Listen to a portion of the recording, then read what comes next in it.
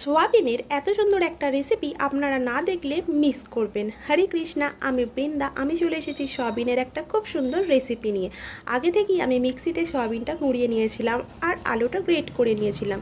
তো এই দুটো একসাথে দিয়ে এর মধ্যে হলুদ গুঁড়ো, লঙ্কার গুঁড়ো, জিরে গুঁড়ো, ধনে গুঁড়ো, একটু লবণ, একটু হিং আর বেসন দিয়ে খুব সুন্দরভাবে মেখে নিতে হবে। যেইভাবে আমরা আটা মাখি সেইভাবে আমাদেরকে মেখে নিতে হবে। মাখতে মাখতে দেখবেন এরকম, যেরকম আপনারা শেপ দিতে চাইবেন সেরকম শেপ হচ্ছে।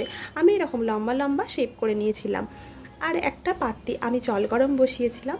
তো আর একটা সিদ্ধ জাতীয় ডিশ নিয়েছিলাম, তার মধ্যে একটু তেল মাখিয়ে নিয়েছিলাম। তারপর যে লম্বা লম্বা সয়াবিনের ড্রোগুলো করেছিলাম সেইগুলো এর মধ্যে দিয়ে 10 থেকে 15 মিনিট ভাপিয়ে নিতে হবে। ভাপিয়ে নেবার পর ঠান্ডা হলে তারপর আমরা এটাকে কাটবো। তো যেটু ঠান্ডা হয়ে গেছে, এরপর আমরা একটি ছুরির সাহায্যে এরকম ছোট্ট ছোট্ট আমরা পিস করে নেব। আপনারা যেরকম মনে হবে লম্বা মোটা সেরকম আপনারা পিস করে নেবেন। আমি এইরকম পিস করে নিয়েছিলাম। এরপর আমরা একটা কড়াইতে তেল দেবো। তেলটা গরম হওয়ার পর আমরা এই সব সয়াবিনের টুকরোগুলো এর মধ্যে দিয়ে দেবো। যতক্ষণ না লাল লাল করে ভাজা হচ্ছে ততক্ষণ আমরা সুন্দরভাবে আস্তে আস্তে ভাজতে থাকবো। আপনাদেরকে বলি, যারা আপনারা ফেসবুক থেকে দেখছেন অবশ্যই একটা লাইক করবেন, আর যারা ইউটিউব থেকে দেখছেন আপনারা একটা সাবস্ক্রাইব করবেন। এটা ভাজা হয়ে যাওয়ার পর এই তেলটা সরানোর কোনো প্রয়োজন নেই। এরপর আমরা একটা শুকনো লঙ্কা, কাঁচা লঙ্কা আর জিরে ফোড়ন আর টমেটো আর একটু লবণ দেবো।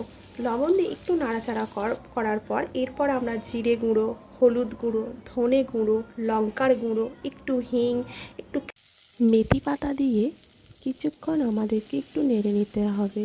এরপর আমাদের মশলা গুঁড়ো দিয়ে কিছুক্ষণ নাড়াচাড়া করব। নাড়াচাড়া করার পর আমরা একটু আদা দেবো। আদা দিয়ে একটু নাড়াচাড়ার পর যতক্ষণ না তেল ছাড়ছে ততক্ষণ আমাদেরকে নাড়তে হবে। তো তারপর আমরা জল দেবো। জলটা ফোটার পর আমি ওই সয়াবিনের টুকরোগুলো ওর মধ্যে দেবো। এবার কিছুক্ষণ আমাদেরকে ভালো করে ফোটাতে হবে। ফোটানোর পর যখন দেখবেন একটু রসটা গাঢ় গাঢ় হয়ে গেছে, তো তারপর আমাদেরকে এটা নামিয়ে নিতে হবে। নামিয়ে নিলেই দেখবেন সুন্দর একটা সয়াবিনের রেসিপি রেডি। আর লাস্টে এর মধ্যে একটু ঘি আর একটু গরম মশলা গুঁড়ো দিয়ে নিতে হবে।